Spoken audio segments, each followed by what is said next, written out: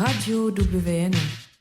Bonjour et bienvenue à la radio WN. Aujourd'hui nous sommes 27 novembre 2025 à Audincourt et nous sommes en compagnie de Jacques Lichvin. Bonjour. Et Hervé Delafont. Bonjour. Mathis et moi-même Louis. Comment s'est réellement passée votre rencontre en 1972 ? Y avait-il déjà une idée de créer une compagnie ?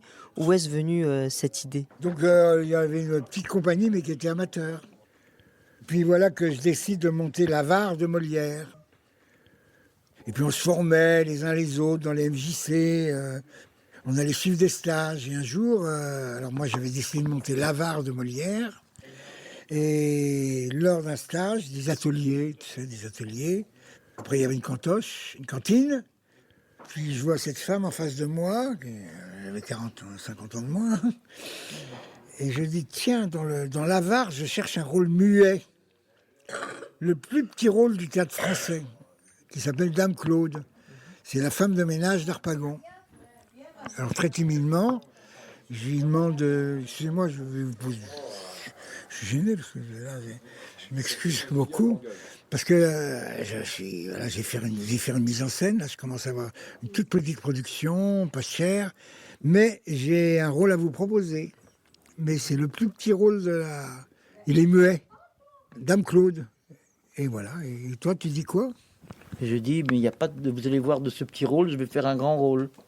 Ce que j'ai fait. Avec quel état d'esprit avez-vous démarré ce théâtre ? L'état d'esprit, c'est que moi, j'étais plutôt d'origine bourgeoise, on n'a qu'à dire, pas grand bourgeois. Mon père avait une petite entreprise en région en 92. Hein. Oui, j'avais raté mon bac plein de fois et tout ça. Et à la fin, j'avais réussi le bac. Je suis rentré en fac et j'ai fait une licence dans laquelle il y avait théâtre dedans. Et donc, j'étais certificat d'études théâtrales. Oh, et ça m'a passionné. Je découvrais tout un monde que je connaissais pas. Et puis, à la suite de ça, pendant les études, j'ai voulu monter une pièce. Et puis j'ai dit oui, mais je voudrais pas faire du théâtre que pour les bourgeois. Je voudrais que les gens que je vois à la boucherie, à la poste, puissent venir. Voilà. C'est mon rêve. Parce que j'étais très, très, très politisé au niveau socialement du théâtre. Je trouvais que c'était une honte que le théâtre s'adresse qu'à la bourgeoisie, que c'était cher et tout. Voilà, c'est comme ça que j'ai commencé à la MJC d'Issy-les-Moulineaux, avec une pièce un peu politique, c'était sur le Portugal, et que d'un seul coup, j'ai vu tout le public arriver, c'était des gens, disons, ce que je voulais, modestes, pas des gens riches. Ah oui, t'étais là. Vous aviez 3 parcours différents, tels que le théâtre classique, le cinéma, la scénographie. Comment ces différences ont façonné vos premiers spectacles ? Moi, j'étais prof de cinéma, oui. J'ai assez vite arrêté le cinéma. De toute façon, ce que je faisais, c'était vraiment du Super 8. C'était tout petit, hein. Mais ça me plaisait beaucoup parce que j'étais prof de cinéma. Après, je fais plus que le théâtre, plus garder que ça, que le théâtre. Ça occupe, hein. À la fois, j'étais comédienne et metteur en scène, les deux. J'ai navigué entre les deux. Et les deux me plaisaient beaucoup. Moi, alors au sortir de la fac, là, j'étais à l'Institut d'études théâtrales. Et puis je me suis inscrit, donc il y avait des cours de mise en scène. Puis je me suis inscrit dans une école de théâtre, un cours de théâtre qui formait des vedettes. Ça s'appelait à l'époque le cours Simon.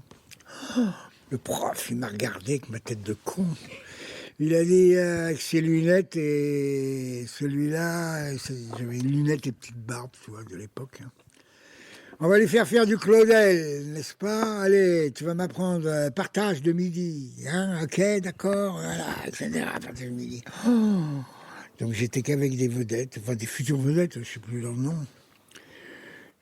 Dans le hall chez Simon, là, à Paris, il y avait tous les noms des gens qui étaient passés chez lui. Alors tout le monde, tous les gens de cinéma et tout.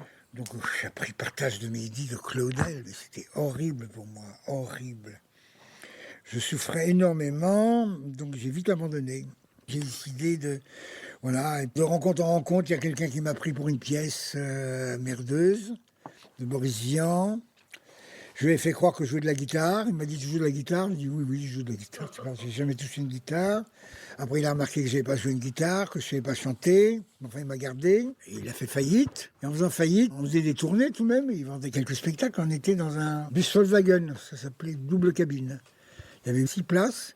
Et derrière, un pick-up, tu vois, double cabine. Et c'est moi qui conduisais. Et puis voilà, il a fait faillite, il me l'a laissé. Il m'a dit, écoute, comme je ne peux payer personne, garde le camion. Puis voilà, le camion était garé. Et puis un jour, j'ai dit, putain, ce camion, il faut que je fasse quelque chose tout de même. Il faut que j'étais atteint d'une maladie grave.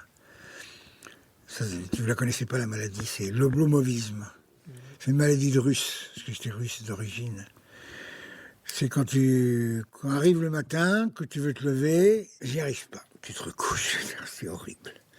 Horrible. Et je regardais ce camion, j'ai dit, Jacques, maintenant tu te remues. Alors d'un seul coup, j'ai dit, ça y est. Je vais aller voir ma grand-mère, je vais lui emprunter 300 francs, 300 euros, 3000 francs, enfin, bon, 150 euros, et je vais monter un spectacle. Donc je suis allé dans une librairie, j'ai pris un texte là qui paraissait pas mal. Voilà, j'ai pris un texte et j'ai engagé. C'était pas toi là à l'époque. Non, j'étais pas au début, moi. J'ai engagé 3-4 comédiens comme ça, voilà, 3-4-5, les amis qui vivaient chez moi dans une sorte de squat et tout. Voilà. Et quoi? Eh ben on a monté la pièce. Hein. Vous vous êtes rencontrés comment pour faire du théâtre? On avait un atelier le lundi matin et on travaillait, des comédiens professionnels travaillaient ensemble. Et donc il m'a regardé travailler et il m'a proposé Dame Claude. Voilà, ça s'est fait comme ça. C'est comme ça. Et elle n'a eu de cesse de virer tout le monde de la compagnie que j'avais à l'époque. Non, c'est pas vrai. Un par un, elle les écartait du pouvoir. Moi, normalement, je faisais la bande-son. Elle a décidé de faire la bande-son. Après, je ne savais pas faire de distribution. Distribution, c'est faire le casting. On avait pris un comédien qui, 3 jours avant, ne savait pas le rôle d'Harpagon, du tout. Il jouait avec le texte. Le texte à la main. Alors, toute la compagnie, c'est même une compagnie de 10 personnes, m'a convoqué. C'était quasiment ma première mise en scène. Jacques, il va falloir que tu prennes tes responsabilités. Moi, j'ai chié dans mon froc. C'est-à-dire, tu vires, comment s'appelait-il, le comédien. Je sais plus On sait comment plus il son nom. s'appelait. Tu le vires, tu lui dis que c'est fini. Que c'est pas professionnel, 3 jours avant de pas savoir son texte. Je dis, mais après, c'est toi qui vas jouer. Non, arrêtez. Dans 3 jours, mais moi je sais pas le texte encore. Tu l'as assez entendu, c'est toi qui vas jouer. Et ainsi, je me suis retrouvé Harpagon dans une mise en scène de, je sais pas qui, n'importe qui, de moi-même, oui, de moi-même. Harpagon, c'est moi qui l'ai fait. Et après, on a décidé d'aller à Avignon, où il n'y avait pas encore le off d'Avignon, ce qu'on appelait le off, c'est-à-dire les compagnies. Donc on était au foyer des jeunes travailleurs. On jouait notre pièce, qui était. Elle n'était pas nulle, elle avait de la personnalité tout de même. Elle n'était pas nulle. Et là, il y a ce qui arrive à toutes les troupes de théâtre. Il y a un mec qui vient te voir à la fin, qui dit, je peux vous voir, je peux avoir votre téléphone, voilà. J'accompagne les compagnies. Est-ce que vous voudrez bien que je vous accompagne? Je prends 10% surtout. Hein. 10% sur chaque vente, 10% pour moi. Alors on signe un accord et on n'avait même pas fini Avignon qu'il avait déjà trouvé le Festival international du théâtre de Liège. C'était absolument énorme. Donc nous voilà, alors ils nous envoient le contrat, et dans le contrat, il y avait transport, 4000 balles. Puis je dis, attends, 4000 oui, il y avait location d'un autobus pour la compagnie, etc. Alors nous, on n'est pas fous, on a pris les 4000, on s'est distribué entre comédiens. Je dis, toi, tu prends t'avais une 4L, hein. Moi, je prends ma 2 chevaux, l'autre prend une voiture, un Théon, un 10, et on y va, on fait une économie de 3000 balles, hein. Sauf que, suspense, à l'époque, les voitures, elles avaient des réservoirs de 300 à 400 km, pas comme aujourd'hui. Grève nationale en Belgique. Plus d'essence. Il y a une voiture qui arrive, la 2 chevaux, qui consommait le moins, c'était moi. Donc je me retrouve à mes 4. Je dis, mais où sont les autres? À l'époque, pas de portable. Je commence à avoir la... Le directeur du théâtre dit, l'autobus arrive bientôt? Oui, l'autobus, l'autocar là qu'on a loué, oui, il arrive. La trouille. Le spectacle était à 20h30 et à 20h28, il y a 2 bagnoles qui débarquent. avec tous les comédiens dedans. J'ai dit, vous changez à toute blinde. Putain, j'ai dit au directeur qu'on avait le bus derrière. T'imagines, le bordel et tout. Donc ils sont à peine maquillés. C'est moi qui commençais. Ils avaient une scène de 4 minutes où ils n'étaient pas dedans. Et là, on s'est mis à jouer parce que la peur a attisé nos sens. Et on a joué comme des malades. Hein. C'était très bien. Et on a ramené un dossier de presse, qu'on appelle. Un dossier de presse, c'est-à-dire 6 articles qui nous ont propulsés dans le monde professionnel. Après, on a joué la pièce 90 fois, 100 fois, je ne sais plus. Hein. Mais quand on était à Liège, on était, pour faire des économies, on était 4 par chambre. Non, c'était pas pour faire des économies, c'était la grève. Ah oui. Tout était en grève. Alors Donc les hôtels étaient en grève aussi. Ah bon? Donc on avait trouvé une chambre et on était tous dans la même chambre. On était genre... Sauf un couple qui a défoncé les lits. Oui. Puis c'était l'époque où les comédiens étaient voleurs. C'est-à-dire quand ils allaient à l'hôtel, ils ouvraient une fenêtre et ils balançaient les matelas. Non, En bas, non, si. mais non, Oh, pas si, les j'ai vu matelas, mais non. Ah, c'est mon beau-frère qui faisait ça. Là, tu mens, là, Si, tu mens. si, j'ai vu faire ça, moi. Non, On ouvrait la 2 chevaux et on balançait les matelas. non. Ah non? Si. Bon, c'est une légende Ça, alors. c'est pas vrai, c'est une légende. Une légende. À quel moment avez-vous compris que le théâtre de l'Unité allait devenir une aventure durable? À aucun moment.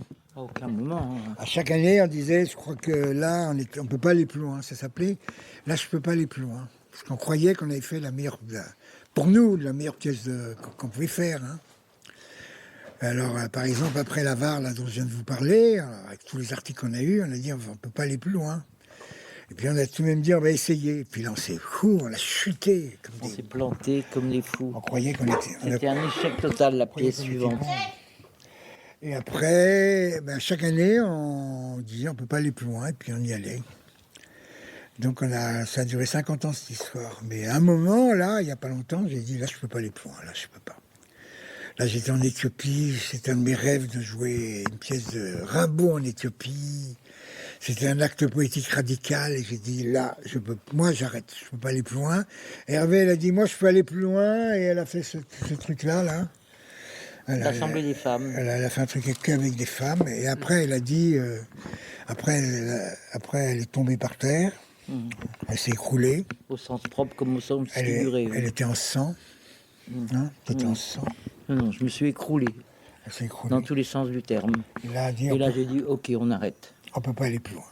On n'ira pas plus loin. Pourquoi avoir choisi le nom Unité dans le théâtre de l'Unité? Parce qu'il y avait un petit théâtre à Londres, à l'époque j'étais encore étudiant, qui s'appelait le Unity Theatre, et qui me plaisait beaucoup parce que c'était une troupe syndicale anglaise, de syndicat du métro et des bus. Et à un moment, je suis allé les voir. Non, je faisais à peine du théâtre, là. J'avais été ébloui parce qu'ils avaient un énorme bar, ils savaient recevoir les gens... Et ils auraient dit, ben moi si je fais un théâtre en France, et ils jouaient des auteurs contemporains. Et c'est une troupe amateur, hein, mais tellement belle. Et j'ai dit, si j'ai un théâtre en France, je l'appellerai Théâtre de l'Unité. Ce qui fut décidé fut fait. Après, on a décliné que l'unité, c'est ce qui est unique, que l'unité, c'est autre chose que l'unité, l'unité, voilà. Mais c'est anglais. Inspiration anglaise. Vous dites être plus soudé dans le risque que dans le savoir-faire. Que signifie pour vous le risque au théâtre? C'est compliqué ce genre de questions. C'est aller là où on n'a jamais été. Et ça, nous, on aime beaucoup faire ça. Et je parle pas de physiquement, c'est aller sur des terrains qu'on n'a jamais explorés. Et ça, on l'a toujours fait et c'est excitant. C'est excitant, en fait, le risque. Dès qu'on fait pareil, on s'ennuie. Donc on tente toujours de prendre un chemin qu'on n'a jamais pris. Et donc on tombe souvent, hein, tout de même. Hein. On tombe, mais là on s'est relevé. On ne fait pas que des succès. Hein. Tout à l'heure, je vous ai raconté la commune, là, tout ça, les routières, comment on s'est planté. On s'est planté plein de fois. Hein. Ouais. On disait qu'est-ce qu'on disait? Les échecs ouvrent l'appétit. Et on disait la phrase de Nietzsche, du chaos naît une étoile. Donc on a fait plus de chaos que d'étoiles. Mais, hein, surtout à cause de toi. Non. Ah bah comment? Non, mais ça fait partie d'une histoire d'une troupe, c'est qu'elle a des succès et puis elle a des échecs. Il ne faut pas en faire une maladie. Donc on continue. Je veux dire, les échecs, ça n'arrête pas. Ça fait mal, ça ralentit, mais ça n'arrête pas. On a fait des faillites, on a fait des erreurs. Un jour, on avait monté dans un lieu qui nous avait accueillis, la Péricole d'Offenbach, c'est une petite opérette et tout. Et voilà qu'un directeur de théâtre parisien vient nous voir et dit je suis le directeur du théâtre Mogador. Alors je vais vous prendre parce que Mogador, t'imagines, on aurait notre nom en lettres d'or sur un théâtre parisien. Le théâtre de l'Unité joue la Péricole. Alors on était trop fiers, alors on est allé le voir, on a discuté. Hervé a dit c'est une connerie. Moi j'ai tout de suite vu que Elle a c'était dit c'est une connerie. Moi j'ai dit mais attends, la promotion joue à Paris, le théâtre Mogador. Le directeur qui s'appelait André Huette, j'ai dit son nom parce que je m'en souviens bien, Ça, c'est incroyable. il dit jamais, jamais, quand on a annoncé un truc comme une opérette, on a fait moins de 3000 personnes. Jamais. Donc 3000 que j'ai par 10, etc., etc. Vous vous en sortirez. Il y a sans problème, sans problème. Alors on fait la pub, tout ça, on fait tout. Grande première à Paris. 30 personnes. Deuxième, 40 personnes. Troisième, 30 personnes. Quatrième, 50. Un échec retentissant. Ça a été notre première On faillite. ne peut pas payer les comédiens du tout, alors qu'on avait signé des contrats, parce que l'autre, ils avaient dit, vous allez voir, vous allez voir. On essaye d'appeler la presse, ça vient jamais, jamais, jamais. On essaye de... Pourtant, je prends des photos, tête de l'unité, je pose comme ça devant le truc. Et là, chèque en bois, chèque en bois, chèque en bois. Comment on a fait on est allé voir nos parents, non? C'est pas ça, c'est pas là, non? C'est Non, même c'est pas pas là. là. Non, on était interdit bancaire, on était tout interdit, on était plus rien. Ah oui, on a dû... Ah, c'était dur. On est allé voir des avocats véreux. C'est ce que ça veut dire, véreux? Non, véreux, avec toi, ils sont tellement honnêtes, ils ne savent pas, véreux. Véreux, c'est malhonnête. Chèque en bois, il ne doit pas savoir ce que ça veut dire non plus. Non? Chèque en bois, ça veut dire que tu fais le chèque, mais tu n'as pas d'argent derrière. La banque va refuser. Un avocat véreux, c'est un avocat malhonnête. C'est souvent des mecs de droite. On lui dit voilà, on est en faillite, on ne sait pas quoi faire, on ne veut pas payer les charges sociales, etc. Ne vous inquiétez pas, j'ai la solution. Comment vous appelez Théâtre de l'Unité? Il suffit de changer les statuts, de vous appeler Théâtre de l'Unité et compagnie, de changer de président, et c'est tout. Vous verrez. Vous ouvrez des nouveaux comptes et tout, personne n'ira vous faire chier parce que vous avez rajouté et compagnie à Théâtre de l'Unité. Et ainsi, on a été sauvés. On a été sauvés en plus parce qu'on a joué un truc justement pour le comité d'entreprise de l'URSSAF qui rassemble les cotisations sociales, qui nous aimait beaucoup, qu'on a dit à Marguerite qui était là-dedans, est-ce que tu peux prendre le dossier du Théâtre de l'Unité et le mettre tout en dessous, voilà, que ça prenne du temps. Voilà. Et donc, on n'a pas payé les charges sociales, c'est-à-dire qu'il y a des comédiens, parce que maintenant ils ont eu l'âge de la retraite, ils avaient un trou dans leur carrière, parce qu'on n'avait pas payé. Ils avaient un trou. Voilà, c'est comme ça qu'on s'en est Tout ça n'est sorti. pas très honnête. Hein. Non. Faut être clair. Il faut avoir sa petite dose de malhonnêteté pour faire du théâtre, pour tenir dans le théâtre, tout petit Il y a peu. des moments, c'est pas tout le Hein? temps, mais il y a des moments dramatiques où Ouais. on est obligé de tricher un Ah peu. bah attends là, C'est qui? Je vois même pas. parce qui qu'on ça, était à 10 € près. À l'époque c'était des francs. Ça c'était vraiment pas honnête. Hein. Quand on allait au cinéma, maintenant il n'y a plus d'ouvreurs du tout dans les cinémas. On ne payait pas le cinéma, nous, tu rigoles. Bon, Les anecdotes sont tout drôles. elles sont drôles, mais Ils sont drôles, mais c'est aussi parce qu'on était dans une misère noire. On n'avait pas trop le choix, quoi. Il y a longtemps qu'on le fait plus. Est-ce que vous avez une pièce qui vous a vraiment marqué? moi, celle qui m'a le plus marqué, ça s'appelait le Théâtre pour chiens, parce que là, non, c'est là qu'on était le plus fous, quoi. On a joué pour des chiens. C'était les spectateurs, c'était les chiens. Les spectateurs étaient des chiens et on jouait avec de la viande. Il fallait être hyper concentré. Parce qu'ils étaient les uns à côté des autres, les chiens. Hein. Il fallait les intéresser de telle manière qu'ils ne s'occupent pas de leurs voisins. Donc tant qu'on jouait, ils ne s'engueulaient pas. Et dès qu'on arrêtait de jouer, ils s'engueulaient entre eux. Voilà, on a cru qu'on n'irait pas plus loin. Hein. Oui, Parce qu'on était fous, là. c'était très fatigant à jouer. Et puis on avait comme maquillage des rillettes, du saucisson, des trucs comme ça, qui est très mauvais pour la peau. Hein. Moi, c'est pas ma préférée, mais c'est celle où on a été le plus loin, effectivement. C'est celle où on a le plus de télé. Hein. Oui. On est passé sur toutes les télés, tous les journaux télévisés, une petite compagnie française, joue pour les chiens, etc. C'est extraordinaire. Là. Mais on n'en pouvait plus, on n'était pas fait pour être connus finalement. Moi j'étais fatigué.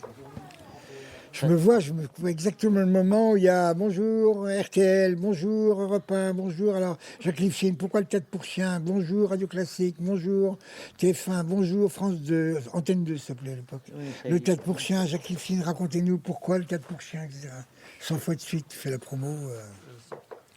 Au bout d'un moment, vous en avez marre. C'était pas tellement notre truc. C'était bien d'être connu, mais faut pas trop, quoi. Faut pas que ça nous bouffe la vie. On n'a pas fait exprès. Ça a fait comme une bombe, le théâtre pour chiens. Mais ça nous a pas tellement plu. Camp de concentration. Oui, Thérésine, c'était très très bien. Thérésine, c'est ça l'affiche. J'ai regardé hier, il y a une vidéo. Elle n'est pas terrible la vidéo, mais tu peux la regarder quand même. Parce qu'il y avait des tas de trucs que j'avais oubliés complètement. Thérésine, c'est sur un camp de concentration en Tchécoslovaquie. Non, moi j'ai adoré faire un Tchekhov, mais vous connaissez pas, Oncle Vania. Oncle Vania. La Là, il y a fin. des photos là. La fin, c'est- Oncle Vania, on jouait ça dans la campagne, au coucher du soleil, c'était très beau. Non, non. Même moi j'aimais beaucoup Macbeth aussi, dans la forêt la nuit. C'est classique ça. Est-ce important pour vous de mélanger invention artistique, humour, provocation et réflexion sociale? Ça c'est pareil. Il n'y a pas des trucs tranchés. C'est tout pareil pour nous. Pour nous, un théâtre qui ne parle pas de la société de maintenant, ça sert à rien. Ça ne nous intéresse pas. Donc humour, ben, on en met partout. Il y a un moment, on avait comme slogan « Regardez la vie en farce ». C'est-à-dire que chaque fois, pas toujours, mais on tourne beaucoup. Quand je parle de Thérésine, il y avait très peu de dérision. Et ça dépend des sujets, mais tout ça est mélangé. En fait, il n'y a pas de case, c'est tout mélangé. On a toujours essayé de faire rire le public, mais pas toujours possible. Thérésine, c'était assez peu drôle. Hein. La pièce sur le camp de concentration, c'était assez peu drôle, je dois dire. Nous, ça nous faisait rire en répétition, mais le public, ça ne le faisait pas rire du tout, du tout. On ne peut pas tronçonner comme ça. Non, non. C'est quoi le kapouchnik? Kapouchnik, ça veut dire soupe aux choux en russe, et c'est une vieille tradition russe. Toutes les écoles de théâtre, elles font des kapouchniks, c'est-à-dire que c'est à l'occasion de quelque chose, une naissance, un départ à la retraite, une remise de médaille, etc. Et on fait un kapouchnik pour la personne qui est médaillée ou qui part à la retraite. Et là, tout le personnel du théâtre, y compris les techniciens, les ouvreuses, etc., tout le monde fait quelque chose pour la personne qui, mettons, part à la retraite. Et ça, c'est des Russes qui nous ont appris ça. Et nous, on a transformé en mettant, on ne joue que l'actualité de la semaine, qu'on lit dans les journaux. Voilà. Et ça marche très très bien. C'est un truc, parce que nous, on fait une relecture de l'actualité à notre manière, à nous. Et ça plaît énormément au public, ils adorent ça. C'est tout le temps blindé. Blindé, blindé. Oui. Si des jeunes d'aujourd'hui qui voudraient se lancer dans le théâtre, quels conseils donneriez-vous? Aucun. Le conseil que je donnerais, c'est sois unique. Sois seul. C'est Godard qui nous a appris ça. Quoi que tu fasses, sois seul à le faire. Voilà. Non, mais c'est pas C'est la ça. seule règle que je donnerais. C'est pas ça, moi. Vas-y. Moi, c'est. Il faut avoir la foi, mais une foi complètement folle. C'est-à-dire, au début, j'avais des lunettes. Tu peux pas faire de théâtre avec des lunettes. Mais il faut y croire, mais plus qu'y croire, tu vois. Et puis, il faut être prêt à affronter 1000 échecs. Ouais, c'est très Il ne faut difficile. pas avoir peur. Hein. Normalement, à un moment, c'était. Enfin, c'est vraiment pas facile. Hein. Moi, de temps en temps, je m'appuyais sur mon père, qui était un peu bourgeois. Je pouvais manger là-bas. Très difficile. Et il faut être nombreux. Il ne faut pas être seul. Hein. Nous, on était avec Edith, avec Hervé, avec tout un groupe. On a toujours été en groupe, tu vois. Le théâtre, c'est pas un Donc, truc que tu fais tout seul. Donc, Toujours, toujours, toujours. donc j'ai une mauvaise nouvelle à vous annoncer. Vas-y, Jacques, parle. Tous nos costumes ont brûlé. Ouais. Alors, tu vois, si je suis seul, mais là, toute la compagnie est là. Les costumes ont brûlé, mais comment ça se fait? On les a C'est vus. Christian qui a laissé la lumière des loges allumées avec une ampoule dessus. Tous les costumes ont brûlé. Alors, Il faut faire d'un échec un succès. Bon, il y avait une partie de la troupe qui refaisait les costumes en 3 jours. Et l'autre partie courait toute la presse, tous les radios, etc. Les télés, il y avait une télé. Parce que ça, c'était dramatique, donc ça se vendait bien. Il faut transformer le négatif en positif. Voilà. Voilà. Donc on a dit, les gars, c'est l'occasion pour une fois de passer à la radio. Ce qui a été le cas. On va faire un communiqué de presse, Parce tous qu'ils les adoraient costumes. ça, une catastrophe, tout qui brûle, c'est formidable pour les journalistes. Eh bien, les représentations auront lieu à partir de mardi. Parce qu'on refait tous les costumes. Alors c'était incroyable cette histoire. Hein. Donc je suis passé à la radio. Une émission très connue. Alors racontez-nous, vos costumes ont brûlé. Et donc l'incident négatif catastrophique, on en a fait une gloire. Et souvent ça nous est arrivé. Hein. Hein. Mais c'est quand même un métier très très difficile, quoi. Faut avoir le moral bien accroché quand même. Hein. Parce que les échecs, c'est plus souvent que les succès. Hein. Mais quand les succès sont là, c'est une récompense formidable, formidable, formidable. Moi, j'ai jamais eu de plaisir pendant que je jouais. Hein. Oh si, moi aussi. Même les applaudissements, j'aimais pas ça. Oh si, si. Même les compliments d'après, j'aimais pas ça. Mais toi, t'es un mec tordu. Oui, mais de temps en temps, une fois de temps en temps, il y a des gens que j'aimais. Non, moi j'aime bien ça, les applaudissements, tout ça. Non, c'est bien. Les standing ovations, t'aimais ça? Oui. Ah, moi, j'aimais pas ça. Oui, Je trouvais ça idiot de nous applaudir comme ça. Ça c'est arrivé souvent, hein. oui, c'est arrivé. Mais souvent, il n'y avait pas d'applaudissements. Hein. Oui, mais lui, c'est un Non, pas d'applaudissements, ça n'existe pas. On n'a jamais eu ça. Mais il est ronchon, lui, hein, il est ronchon. Très Jamais ronchon. content, jamais content. Jamais content. De Voilà. temps en temps, j'étais content de m'écouter sur France Inter, là. Ah, tu vois. Parce que je m'y attendais pas. Je m'entendais il y a 20 ans, je m'entendais parler, c'était drôle, je ne connaissais même pas, je me souvenais même pas de moi. Il y a 30 ans. Moi c'était dimanche dernier, et tout d'un coup, je m'entends à la radio. Non, sur moi je France m'entends, Inter. c'est moi qui parlais. Non, mais là, je m'entends. Moi Et aussi. c'était une interview qui a été faite en 91. Je sais pas si tu Ah vois. ouais, Je m'en souvenais même 9 et 25, 34 ans. Alors ça fait un drôle d'effet. plus. Oui. Merci beaucoup. Radio WN